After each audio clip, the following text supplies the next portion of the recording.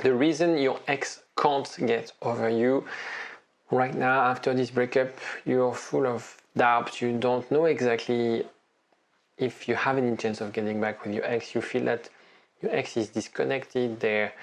Maybe you're in touch with them and they send you mixed signals. You don't know exactly how to read the situation, whether you should give up, whether you should fight, and if you should fight, the things you should be doing. In this video, I'm going to explain you a little bit more about your ex's psychology and helping you understand why people change their mind if you do the right things. I'll explain everything after the jingle. IGetMyExBack.com. Everyone deserves a second chance.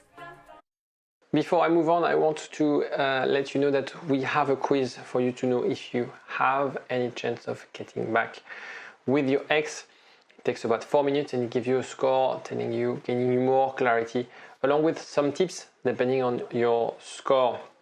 Another thing that you could be doing, you can subscribe and like this video if you find this video helpful. It does help me a lot in terms of sharing my content broadly, and I would really appreciate your support. Let's get to it. Emotional roller coaster, that's how we feel after a breakup, right? The anxiety, the fear, the pain, the sort of the idea that that person that we love the most, the person where we felt we had a future with, is gone. And so there's this element of blaming ourselves. I should have, could have, okay?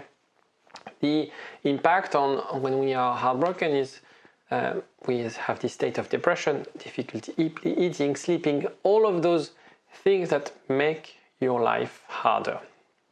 While at the same time, when you look at your ex's stories, or they feel relieved, they feel happy, they feel like really enjoying life. And that's hard, that's unfair, right? You are suffering at home, crying, venting, sobbing, discussing all the pain with your friends. And at the same time, that person that you felt is having a great time. They're going out, they're enjoying life, they seem happy, right? That's the emotional roller coaster. That's the sort of state of mind that are not aligned. And I'll explain in a minute what you should be doing to align those things. Your experience versus theirs. It's very important because we have our own version of our reality. And so after a breakup, the same way you have an experience, they have theirs. After a breakup, a dumper, the person who decides to end the relationship, experience, and that's always the case, an element of joy. They're not breaking up with you because they think it's going to be funny, it's going to be fun. They're breaking up with you, but the pressure of the breakup is gone and they feel relieved. And what happens is that they won't focus on your pain. Some people, they would even avoid it. Regardless how empathetic they are, right now they're a bit selfish. It took them a while to tell them that they wanted to break up. Now they broke up with you, it's real. They want to enjoy this time. I'm not saying that they're enjoying the process of breaking up with you, but the pressure of the breakup is gone. Okay, so it's really why it's very, very counterproductive to confront an ex, someone who broke up with you, telling them, I love you, you're hurting me, you don't know what you're doing, and so on and so forth. They don't want to listen to that right now. That's not the point. And that's why they may display hurtful behaviors, partying, having fun, as I discussed before, posting their happiness on social media. They might date other people. And you feel like, how could that person do this to me? I'm suffering right now, and he's having a party, he's going on a stag do, he's going to Ibiza, whatever. That's the thing that you're experiencing right now. And I'm spending 1 minute on this because when we experience things, we make decisions based on those things, right? The problem is that those decisions are not necessarily the greatest one. And I'll explain what you should be doing. The concept of needs alignment. It's something that I mention a lot in my videos. The idea that if you want to be happy in a relationship, and that's if you're in a relationship or in the context of marriage, or you need to understand your partner's needs and you need to address their needs and you need to express your needs. Okay, that's basic relationship counseling. I'm sorry to be so basic, but people forget this. And if, I can speak with any sort of couples, 20 years, 30 years of marriage, I can ask them like, what is your wife's need? And people assume, people don't necessarily, they forget. That's your job as a partner. Anyway, real estate agent. When you are about to buy a house and the real estate agent is showing you a house to buy, if that real estate agent is telling you, I really want you to buy this house because with the bonus from the sale, I will be able to upgrade my car and go on holidays with my wife. Do you really care when you are about to buy a house that the real estate agent is going to make money on, or is going to go on holidays? Okay, that's exactly what you're doing right now. You're using your needs, your rationale, and communicating to your ex, expecting them to click. When you visit a house, the real estate agent will emphasize on project yourself in the house with your kids. Look at this, you can do an extension, whatever, you can change the paint, you can experiencing like what you want. Okay, so it's very important right now to understand your ex's needs. And as I discussed before, they don't want to hear about the fact that you're hurt. They don't want to hear about the should have, could have. That's not the point. So right now, post-breakup is about self-discovery and alignment. That's what I do every single day with my clients. That's what I force my clients to do every single day, because the problem is that they start the recovery phase thinking like, I feel like this and I need to express this to my partner. I feel like I want to bring my kids on holidays and I need to sell at home. And that's what I need to tell them. Okay, it's exactly the same principle. So what does your ex need? What does your ex need? First stage, the relief stage, to be alone, to experience life, as we discussed. Then a few weeks later, they start reflecting. They start looking at things differently. The emotions from the breakup are gone and they are more stable. They're going to start having flashback of the relationship. Then, of course, they become more nostalgic. They start feeling the loss, and that's the thing we want them to feel, feeling the loss, and they will feel the need to reconnect. Okay? And this cannot happen if they don't feel they are losing you. This cannot happen if they feel that that person that they broke up with is still clinging to the relationship, is still fighting, is still confronting them, is still providing them an image of a relationship they rejected in the first place. Okay, it's very important. So you're going to ask me like, what's the time frame? How long? It depends. And it really depends. That's why you need to take the quiz, because the quiz will also provide sort of it's an sort of an estimation. Don't feel like, okay, I have 16, there's 100% chance of me getting back. This test is mostly to exclude anyone who has no chance. And then we have a grading system.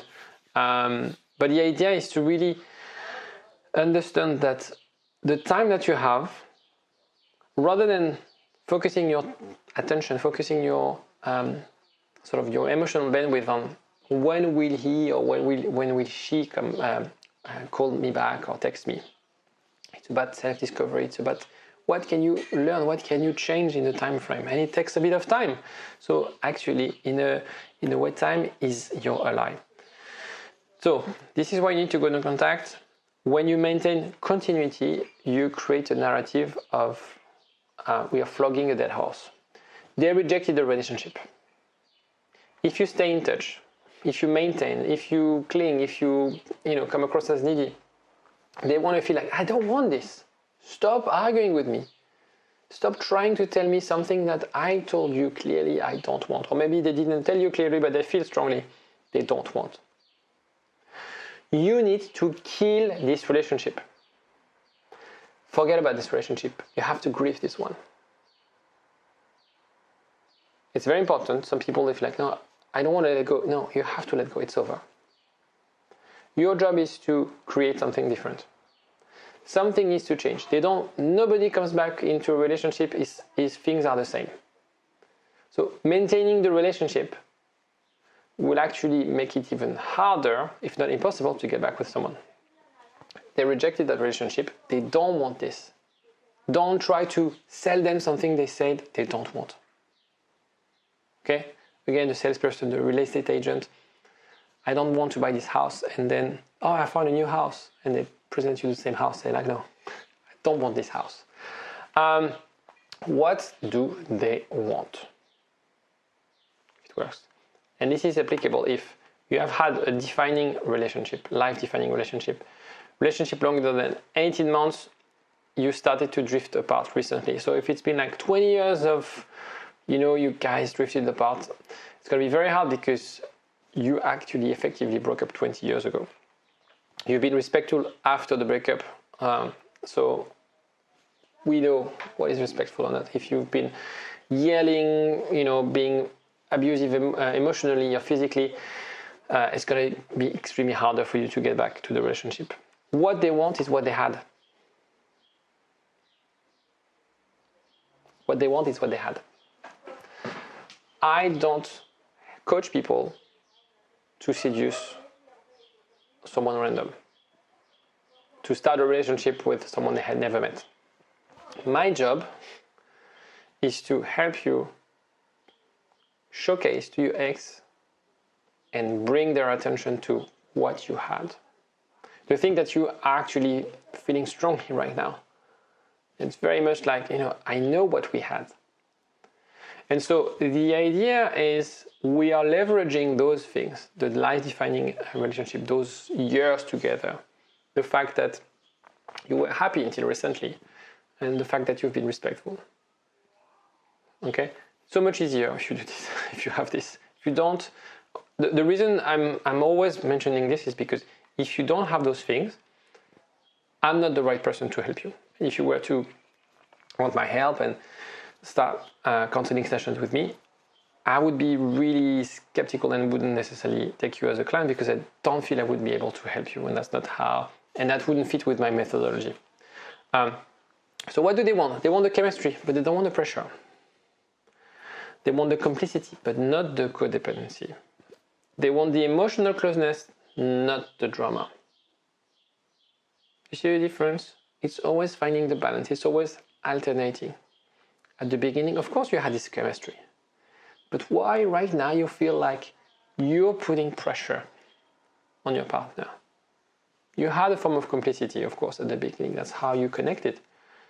But somehow, maybe, I'm not necessarily, because we use codependency for everything now. But maybe there's a form of codependency in the relationship where you feel like you are sort of suffocating your partner. Okay? It's something you had before. Again, we are not starting from nowhere, but reflect what might have caused the shift. Why do they feel that this emotional closeness is become like you're too dramatic? I work a lot around attachment style with my clients, and perhaps if you have an anxious attachment style, it's finding why you sort of use what we call protest behaviors to somehow push your ex away and create a sort of self-fulfilling prophecy that my partner will leave me, will abandon me. It's very important for you to find that secure place where you can reignite the chemistry, have this complicity back, get this emotional closeness without the extreme side. Because the thing is, for any qualities, you have a downside if it goes towards the extreme. It's very important, and that's the problem we have when we have insecurities, is that whenever we're under stress, wherever there's a difficulty, whenever we disagree with our partner, we tend to go to the extreme, and it's harder to reconnect. This is why it will be hard for them to get over you. Nothing can replace what you had. And again, it's not something that I will create. I'm kind of lucky with my job because I don't have to do this work. You've done it already. The thing is, with no contact, they value what they don't. We value what we don't. Scarcity effect. It's a it's a famous cognitive bias. We value what we don't have. We value what's rare. And the same way and that's what you feel right now. Because they rejected you, because you can't have them, you value them, you put them on a pedestal. Very often, if I ask you about the feelings you have for that person, I'm pretty sure that the feelings are stronger now than 6 months before the breakup. It's because that breakup created this, I can't have this anymore, and I value this. So right now, what you have to do is show you the best of you.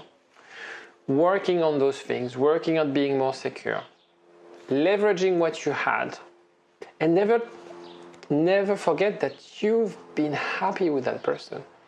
And it's just a question of getting back to that emotional state. Of course, there are things that you need to change around yourself, maybe things that you need to change about your lifestyle, and aligning your vision.